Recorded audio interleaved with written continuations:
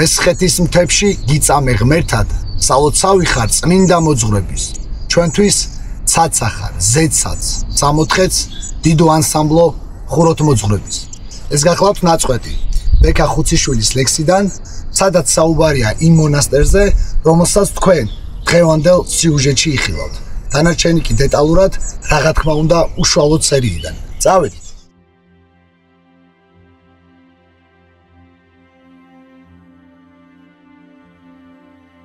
მე-15 საუკუნის 50-60-იანი წლები, ერთიანი საქართველოს სამეფოს დღეები დათვლილია. სამცხის ათაბაგი, ყვარყვარე მეორე ჯაყელი ჯობნის ყველა იმედროვე ფეოდალს, რომელთაც ქვეყნის სიმტკიცესა და ერთიანობას პირადი კეთილდღეობა ურჩევნიათ. ათაბაგი ყვარყვარე განუდგება ბაგრატიონ მონარქს გიორგი მერვეს და იწყებს მესხეთის ჩამოშორებას დედა-სამშობლოსაგან.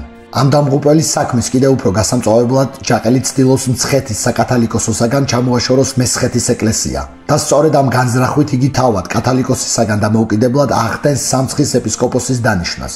ახალციხიდან 12 კილომეტრის მოშორებით, ზუსტად იმ ადგილზე, რომელსაც თქვენ ახლა კადრში ხედავთ, მაღალი მთის ფერდზე, ტყიანი საფარველით შემოსილ საფარა სამონასტრო კომპლექსში საგანგებოდ მცხეთიდან ჩამოდის სრულიად საქართველოს კათალიკოს პატრიარქი დავით მეოთხე. როგორც საისტორიო წყაროები მოგვითხრობენ, საფარაში მოსული კათალიკოსი ხვდება სამცხის დიდებულებსა და სხვადასხვა ფენის წარმომადგენლებს, რომელთა რაოდენობაც იმდენად დიდია, რომ მემატიანის თანახმად ეს შეკრება იმართება არა საფარის მთავარ სამლოცველო ტაძარში, არამედ საფარისა თავზედა, რაც გულისხმობს მონასტრის ტერიტორიაზე ღიაცის ქვეშ დავითის მიერ სიტყვით გამოსვლას.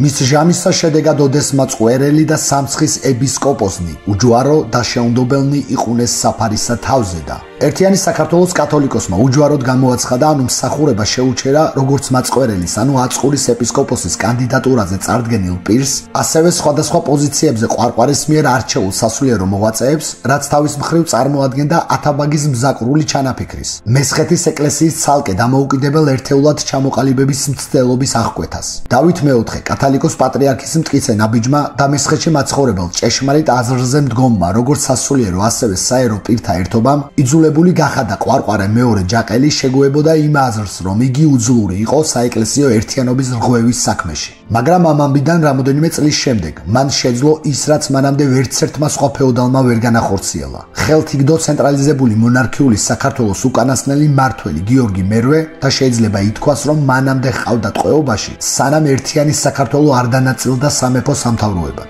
ამ უკანასკნელმა კი როგორც მოვლენამ სათავე დაუდო მთელ რიგ უბედურებებს, რომელიც მართალია საქართველოს არც ერთ სხვა კუთხეს არ დაჰკლებია, მაგრამ მესხეთმა ეს განსაკუთრებული სიმძიმით გადაიტანა.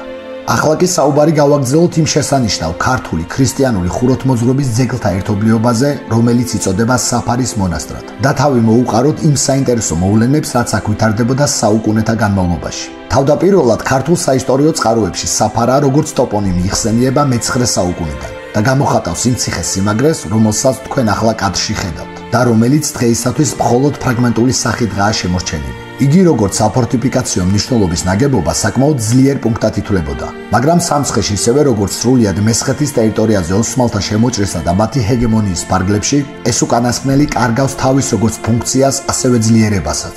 რაც შეეხება იმ ქრისტიანულ ნაგებობებს, რომლებიც წარმოდგენილნი არიან სხვადასხვა მასშტაბის მქონე სამლოცველოთა სახით, განსხვავებული საუკუნეებით თარიღდებიან. მათგან ყველაზე ადრინდელი ნაგებობა მე-10 საუკუნისაა, ხოლო ყველაზე გვიანდელი მე-15 საუკუნეს განეკუთვნება. მაგრამ მიუხედავად მსგავსი ქრონოლოგიისა და საკმაოდ დიდი რაოდენობით მემატიანეთა ჩანაწერებისა საფარაზე, დაუდგენელია ზუსტად რომელი საუკუნიდან იწყებს ამალაგზე სამონასტრო კომპლექსი არსებობას.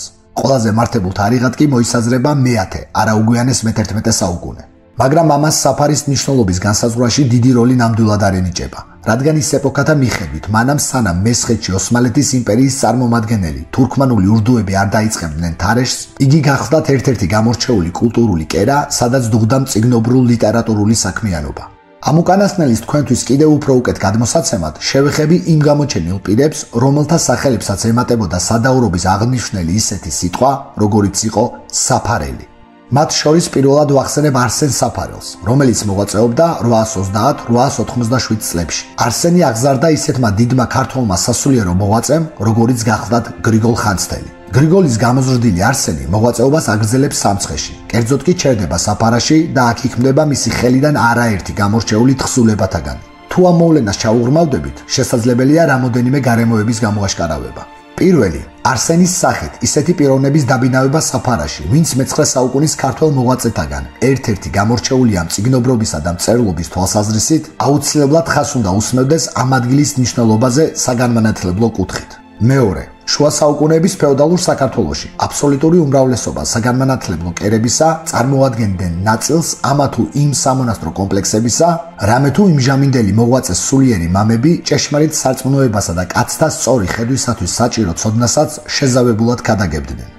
ზემოთ ხსენებული მოსაზრებათა ანალიზის საფუძველზე შეგვიძლია ვთქვათ, რომ არ არის ჭეშმარიტებას მოკლებული იმის ფიქრი, რომ საფარა არსენ საფარელის დროიდან მოყოლებული, ანუ მე-9 საუკუნიდან არის მონასტერი მასში გაღვივებული საგანმანათლებლო კერით. აქვე უნდა ითქვას ისიც, რომ საფარაში მოღვაწე არსენი შემდგომად ხდება კათალიკოსი ქართლისა. ეს სასულიერო თანამდებობა იმჟამინდელ ფეოდალურ სამეფოში შეიძლება ითქვას, რომ ტოლფასია სრულიად ქვეყნის კათალიკოსობისა. რამე თუ ქართლის საკათალიკოსო იყო უპირატესი სხვა დანარჩენთა შორის. ასე ამგვარად მე-9 საუკუნის მდგომარეობით ჯერ კიდევ ერთიან სამეფოდ არ შემდგარ ქვეყანაში, საფარაში მოღვაწე სულიერ მამათაგან ერთ-ერთი არსენ საფარელი ხდება კათალიკოსი ქართლისა, რომელიც შემდგომად ასევე მოიხსენიება არსენ დიდის სახელითაც. საისტორიო წყაროთა მიხედვით მე-10-11 საუკუნეში სამცხის ამ გამორჩეულ სამონასტრო კომპლექსის შემდგომი დამსახურებული წარმომადგენელნი არიან გაბრიელ და ივანე, იგივე იოანე საფარელნი. ისინი საფარას, სასულიერო და საგანმანათლებლო კერაზე აღზრდილნი მოღვაწეობას აგრძელებენ წინა აზიაში, კერძოდ კი პალესტინის მიწაზე მდებარე ქრისტიანულ სავანეებში, პალავრასა და კალიპოსში. როგორც იოანე, ასევე გაბრიელი სამშობლოსაგან მოშორებით ზემოთ ხსენებულ მონასტრებში მოღვაწეობისას აქტიურად ეწევიან სალიტერატურო საქმიანობას, რაც გამოიხატება ქართულ ხელნაწერთა გამრავლებაში. მე-11-მე-12 საუკუნეთა მიჯნაზე კი საფარაში მოღვაწე გამოჩენილ პირთაგან ცნობილია ეფრემ საფარელი, რომელიც ზემოთ ხსენებულ მამათა მსგავსად მოამაგეა ქართული მწერლობისა და მწიგნობრობისა, რასაც იგი გამოხატავს კიდევ უფრო ძველი წიგნების შეგროვებითა და შემდგომად გადაწერით, რაც განვითარებული შუა საუკუნეებისათვის ერთადერთ გზას წარმოადგენდა სხვადასხვა თხზულებათა გასამრავლებლად. შემდეგი ეპოქა, ანუ მე-13 საუკუნე, კიდევ უფრო აღორძინებს მონასტერს, რაც გამოიხატება მესხეთის მმართველ, ჯაყელთა ფეოდალური ოჯახის წარმომადგენლის ბექა მანდატურთუხუცესის ბრძანებით ხუროთმოძღვრის ფარეზასძეს მიერ იმ გუმბათოვანი ტაძრის აღშენებაში, რომელსაც თქვენ ახლა კადრში ხედავთ. როგორც წინა 54 სერიაში აღვნიშნე, ბექა პირველი ჯაყელი გახლდათ პაპა ერთიანი საქართველოს მეფის გიორგი მეხუთე ბრწყინვალისა და შეიძლება ითქვას, რომ პაპაცა და შვილიშვილიც მონღოლთა ბატონობისგან აოხრებულ საქართველოს თავიდან აყენებენ ფეხზე. გარდა ქვეყნის აღორძინებისა, გიორგი მეხუთემ შეძლო ბექა ჯაყელთან ერთად მესხეთისა და დანარჩენ საქართველოს შორის ასე ვთქვათ ჩატეხილი ხიდის აღდგენა და ქვეყნის მთლიანობის გამტკიცება, რაც გამოწვეული იყო წარსულში მონღოლების ბატონობის პერიოდში, იმჟამინდელ სამცხის მთავარ სარგის პირველსა და აღმოსავლეთ საქართველოს მეფის დავით ულუს შორის წარმოქმნილი უთანხმოებით, რომელიც დაპირისპირებაშიც გადაიზარდა და ამ ყველაფერმა გამოიწვია ის, რომ სარგის ჯაყელის მოთხოვნის საფუძველზე მოხდა მონღოლთა ყაენის მხრიდან მესხეთისათვის ხასინჯუს მინიჭება. მოკლედ, თანამედროვე სიტყვებით რომ გითხრათ, ხასინჯუ იგივე ავტონომია იყო. შესაბამისად, ჯაყელებს საქართველოს ბაგრატიონ მეფეთა დამოუკიდებლად და არა როგორც მათ ქვეშევრდომებს შეეძლოთ პირდაპირ ეწარმოებინათ ნებისმიერი სახის პოლიტიკური ურთიერთობა მონღოლებთან. წმინდა საბას სახელობის გუმბათიანი ტაძრის სამხრეთ კედლის ფრესკაზე გამოსახულ პირთა შორის შეიძლება ამოცნობილი იქნას ზემოთ ჩემს მიერ ხსენებულ ისტორიულ მოღვაწეთაგან ბექა ჯაყელი ეკლესიის მოდელით ხელში, მარჯვნივ მისი შვილი სარგის მეორე ჯაყელი, ხოლო მარცხნივ სასულიერო ტანისამოში გამოწყობილი კაცი გახლავთ მამა საბა, ერისკაცობაში სარგის პირველად წოდებული, რომელიც ვახსენე დავით მეშვიდე ულუსთან მომხდარი განხეთქილების კონტექსტში. აქვე გეტყვით იმასაც, რომ გიორგი ბრწყინვალესათვის სამცხის მთავარი სარგისი, დედის მხრიდან დიდი პაპა გამოდის, ხოლო მამის მხრიდან მეორე პაპას დავით მეშვიდე ულუ წარმოადგენს. ასე ამგვარად აღორძინებისაკენ წასული საქართველო და მის უმთავრეს ნაწილ მესხეთში მე-13 საუკუნის დასასრულისათვის და მე-14 საუკუნის დასაწყისისათვის საფარის სამონასტრო და საგანმანათლებლო კერა ასევე ხდება ჯაყელთა ერთ-ერთი რეზიდენცია, რომლის სახსოვრად შემორჩენილია ციხესიმაგრის გაგრძელებაზე სამლოცველოთა ანსამბლთან შედარებით ახლოს მდგომი სასახლის ნანგრევები. ბექას მემკვიდრი ათაბაგები, სარგის მეორე, შალვა და ყვარყვარე პირველი კიდევ უფრო ამშვენებენ საფარას და სწორედ მათი მოღვაწეობის დროინდელია ის ფრესკებისა და ხატწერაც, რომელში შემავალი ისტორიული სახის მხატვრობაც განვიხილეთ თქვენთან ერთად. ამ აღორძინების პერიოდს განეკუთვნება ასევე ბექას მიერ დაწყებული და მისი შვილიშვილის აღბუღა ჯაყელის მეუხებით დასრულებული ხელნაწერი წიგნის სამართლისა კაცთა შეცოდებისა ყოვლისავე. ეს უკანასკნელი წარმოადგენს უმაღლეს სამართლის ძეგლს ფეოდალურ სამცხე-საათაბაგოში, რომელსაც ასევე მოიხსენიებენ როგორც ბექასა და აღბუღას სამართალს. თანამედროვე იურიდიული ტერმინოლოგიით მას შეგვიძლია უწოდოთ სამართლის კოდექსიც, რომელიც როგორც მესხეთის უზენაესი დოკუმენტი თავის მხრივ საფარის მონასტერს ასახელებს სამცხის მთავარი კათედრალის აწყურის ანალოგიურად და ორივე მათგანისათვის განსაკუთრებული უფლებებით სარგებლობას, რამე თუ მათი შიდა სამონასტრო ტიპიკონით დადგენილი კანონმდებლობა დამოუკიდებლად განსაზღვრავს ამავე სასულიერო ცენტრთა ყოფას. უახლოვდები სიუჟეტის დასაწყისში ნახსნებ მე-15 საუკუნის ავბედით პერიოდს, როდესაც ყვარყვარე მეორე აქტიურად იწყებს საქართველოს გრევისა და დაღუპვის პროცესებს. როგორც უკვე აღვნიშნეთ, საფარაში გამართულ კრებაზე კათალიკოსმა დავით მეოთხემ შეძლო ეკლესიის მთლიანობის შენარჩუნება, მაგრამ რამოდენიმე წლის შემდეგ ყვარყვარე ჯაყელმა მაინც მოახერხა მესხეთის გამოყოფა საქართველოსაგან. იმისათვის, რომ კარგად გავიაზროთ თუ რაოდენ უგუნური და ყოლად გაუმართლებელი იყო ათაბაგის პოლიტიკა, საჭიროა მცირე დოზით მაინც შევეხოთ იმდროინდელ საგარეო პოლიტიკურ მდგომარეობას. საქართველოს მეზობლად მყოფი ქრისტიანული ბიზანტია, რომელიც თავისი არსებობის ბოლო შეიძლება ითქვას, რომ მხოლოდღა კონსტანტინეპოლითა და მისი შემოგარენითღა იყო შემორჩენილი, ხდება მსხვერპლი ოსმალთა იმპერიისა. კონსტანტინეპოლის დაცემის შემდგომ საქართველოს რჩება ქრისტიანულ კუნძულად, რომელიც ორივე მხრიდან ჩაკეტილია მუსულმანური ისეთი გიგანტი იმპერიებით, როგორიცაა ოსმალეთი და ირანი. ოსმალები დაკავებულნი არიან მათი სამფლობელოს ფარგლების გაფართოებით ევროპის მიმართულებით. ამავდროულად ომს იწყებენ ირანთან, რომელსაც ასევე საკუთარი იმპერიის კიდევ უფრო გაშლა სურს. და ასეთი საშინელი მოცემულობის ფონზე ყვარყვარე უჯანყდება ერთიანი საქართველოს უკანასკნელ მეფეს გიორგი მერვეს. ატყობებს მას, რითაც ყველა პირობას ქმნის ქვეყნის დასაქუცმაცებლად. ქვეყანა არსებობას განაგზობს ქართლის, კახეთის, იმერეთის სამეფოებად და სამცხე-საათაბაგოდ, ანუ მესხეთად, რომელიც ცალკე აღებული ყველა სამეფოზე დიდია ტერიტორიითაც და მასში მაცხოვრებელი ხალხის ოდენობითაც. ყვარყვარეს შემდგომი ათაბაგები, როგორებიც არიან მზეჭაბუკი, მანუჩარი, ყვარყვარე მესამე და ქაიხოსრო მეორე, სრული წარმატებით აგრძელებენ უგუნურ პოლიტიკას, რაც ამწიფებს სამცხე-საათაბაგო სამსხვერპლოზე აყვანას, რომელიც სრულდება მასზე მომართული მტაცებლის თავდასხმითა და ჩაყლაპვით, რომელიც გახლავთ ოსმალეთის იმპერია.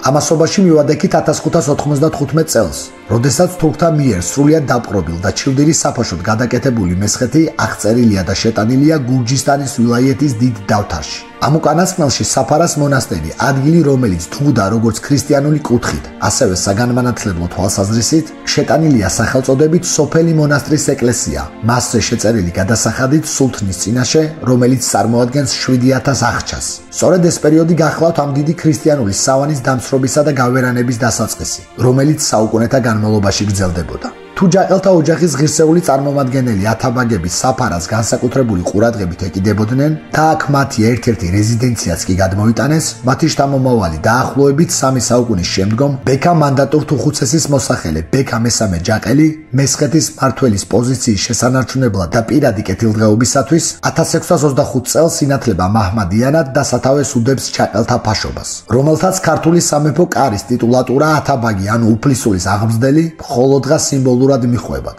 ხოლო რეალობაში თაობიდან თაობამდე უფრო და უფრო თურქული საქმის მკეთებელნი იქმნებიან. აქვე გეტყვით იმასაც, რომ თუ წინა საუკუნეებში სადაურობის აღნიშნულ ტერმინს საფარელს ატარებდნენ ამ მესხურ ქრისტიანულ სავანეში მყოფი გამოჩენილი სასულიერო მოღვაწენი, რჯულ შეცვლილ ბექას შემთხვევაში იქცა მისთვის ახალი სახელის ინსპირაციად, რაც გამოითქმის როგორც საფარ ფაშა ჯაყელი.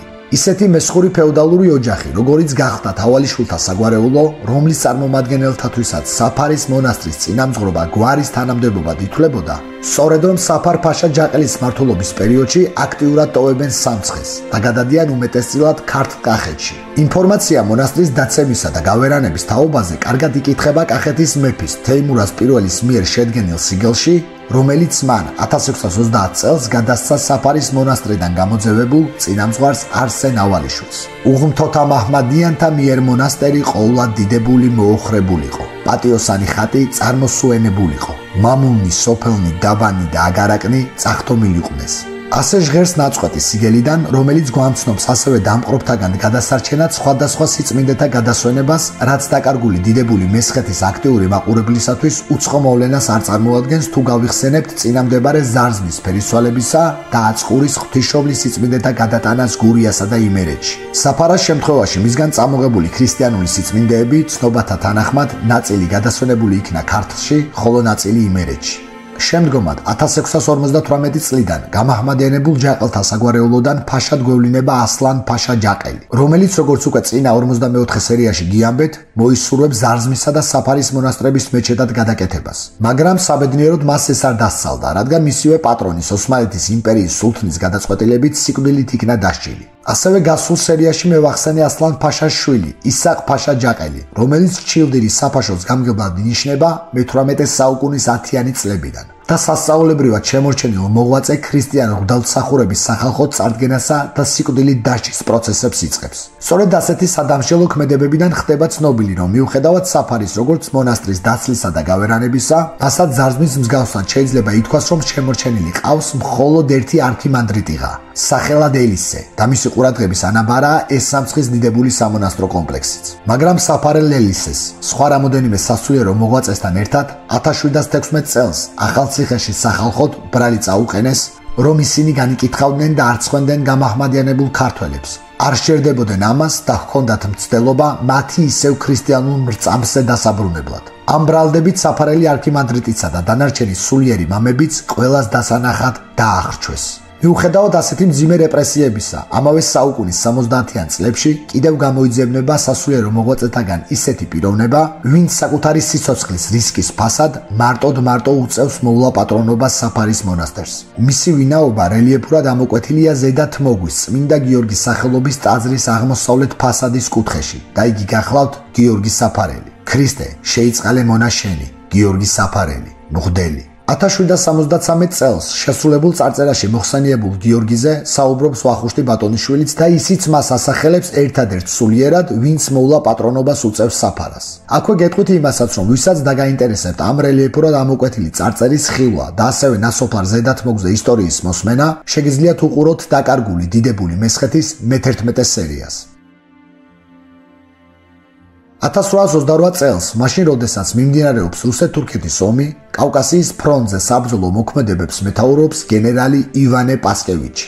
სწორედ მისი სარდლობით რუსულ-ქართული ჯარი იღებს ახალციხეს და მესხეთის უმეტეს ნაწილს ანთავისუფლებს თურქთაგან. მაგრამ ეს ამბავი მთლად ასეც არ აღიქმება, რადგან ისტორიას თუ კარგად გადავხედავთ, საქმე შემდგომში მდგომარეობს. სამეფო სამთავროება დაშლილი საქართველო ერთმანეთის მიყოლებით უკვე დიდი ხანია რუსეთის იმპერიის მიერ ანექსირებულია. დაყოფილია გუბერნიებად, რომელიც თავის მხრივ კიდევ იყოფა მაზრებად და მთლიანობაში ეს ყველაფერი სლავური იმპერიის კუთვნილებაა. ახალციხის აღებისას რუსულ ჯარში შემავალი ქართველები თავისი ღრმა რწმენით ისტორიულ მესხეთის ნაწილს ანთავისუფლებდნენ თურქთაგან. მაგრამ რეალურად რუსეთის საიმპერატორო კარი აწარმოებდა ოსმალთა იმპერიის სულთნის წინააღმდეგ საომარ მოქმედებებს, რათა საკუთარი იმპერიის ფარგლები კიდევ უფრო გაეფართოვებინათ. ამ მოცემულობიდან გამომდინარე დასკვნის სახით შეგვიძლია ვთქვათ, რომ მიდგომა, რომელიც 21 საუკუნეში არაერთხელ გაჟღერებულა, ვითომ და რუსეთის იმპერიამ საქართველოს რაიმე დაუბრუნა, სრული აბსურდია. რადგან როგორც ზევით უკვე აღვნიშნე, ისინი აფართოებდნენ საკუთარ საზღვრებს და ბუნებაში არსებულ არც ერთ კანონზომიერებაში არ ჯდება,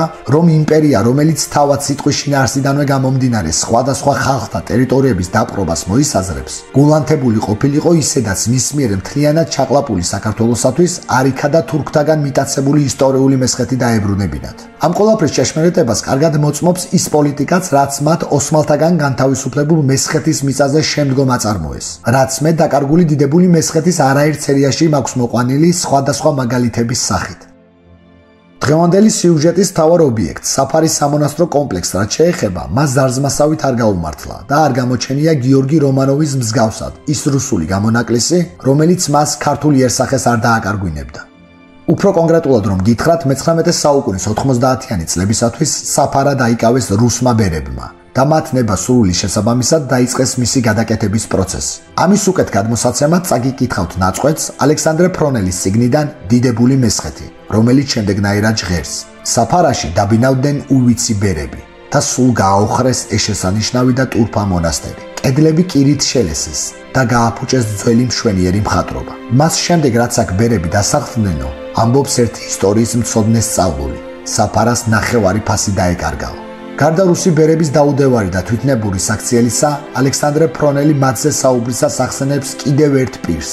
რუსი ბერების დამკვიდრებამდე საფარას დარაჯობდა მხოლოდ ერთადერთი ქართველი მწირი სახელად ქრისტესია. ბევრჯერ მინახავს ხმაწვილობაში ეს თავგადადებული მამულიშვილი შუაგულ ქართლში საზრდოს მოსაგროვებლად რომ დადიოდა. საფარას ქრისტესია ბერი დარაჯობდა და გუშაგობდა. წელიწადში ორჯერ სამჯერ მაინც აანთებდა სანთელს საბას ეკლესიაში და მტვერს მოაცლიდა ამ ტაძრის ამშენებელს ბექას, მესხეთის ამ შესანიშნავ კანონმდებელს. საბოლოოდ არქიმანდრიტი მამა პაისინომ დაბინავდა საფარას საწყალ ქრისტესიას როგორც მეტ ხორცს, აეკრიფნა გუდანაბადი და აბარგულიყო. ბორჯომის ხეობაში გამოეძებნა ერთი გაუხრებული მონასტერი, შეჰკედლებოდა და დაეწყო მისი ჩვეულებრივი გამშვენიერება. სამუდამო განსვენებაც ქრისტესიას აქ უპოვნია. იგი გარდაიცვალა 1892 წლის 30 მაისს. ასე ამგვარად საუკუნეთა განმავლობაში მესხეთის ერთ-ერთ გამორჩეულ სასულიერო და საგანმანათლებლო კერას, საფარას, თავისი არსებობის მანძილზე, როგორც მშვიდობიანობისა და აღზევების პერიოდში, ასევე ძნელბედობისა და ნგრევის ეპოქებშიც, უფალი ყოველთვის უგზავნიდა ისეთ ადამიანებს, ვინც არ დაუშვებდა ამ ანსამბლის გავერანება გაუდაბურების პროცესებს. დღევანდელ დროში კი საფარის მონასტერი, მაღალი მთის ფერდზე, ტყის საფარველით გარშემორტყმული, მედგრად მდგომი, მასთან მისულ მნახველს კვლავ აგზნობინებს მის დიდებულებასა და მრავლის მნახვალ წარსულს. ამ ყველაფერს კი როგორც ერთ მთლიან სურათს აგვირგვინებს იმ სასულიერო მამათა ლოცვა, რომელიც წარმოითქმება წმინდა საბასა და მის გარშემო აგებულ ტაძრებში, მესხეთისა და სრულიად საქართველოს უფლისადმი შესავედრებლად. სიუჟეტის დასასრულისას მინდა მადლობა გადაუხადო საფარის წინამძღვარს მამა არსენს და სრულიად მონასტრის საძმოს, რომელნიც გვერდში დამიდგნენ და დახმარება გამიწიეს იმისათვის, რომ ეს ყველაფერი თქვენთვის 45 სერიად მეჩვენებინა. Დღევანდელი სერიას დასრულდა, რაც ნიშნავს იმას, რომ გემშვიდობებით მოვიდნო ახალ სიუჟეტამდე და აქვე დავამატებ იმასაც, რომ ზუსტად ერთი კვირის თავზე, ტრადიციულად საღამოს 6 საათზე იქნება ძალიან საინტერესო სერია, ისევ მსგავსი ტიპის მონასტერზე, როგორიც იყო წინა სერიაში ნაჩვენები ზარზმა, დღევანდელ სერიაში ნაჩვენები საფარა და კიდევ ერთი მათ მსგავსად გამორჩეული მესხეთის მონასტერი იქნება მომდევნო ახალ სიუჟეტში. მანამდე კი დაგიტოვებთ ასევე თხოვნას და მოწოდებას, რომ ვისაც მოგწონთ ჩემი სიუჟეტები, აუცილებლად გამოიწერეთ არხი და ერთად უყუროთ კიდევ ძალიან ბევრ არაერთ ახალ საინტერესო და ისტორიულ სერიას დაკარგული დიდებული მესხეთის შესახებ. დროებით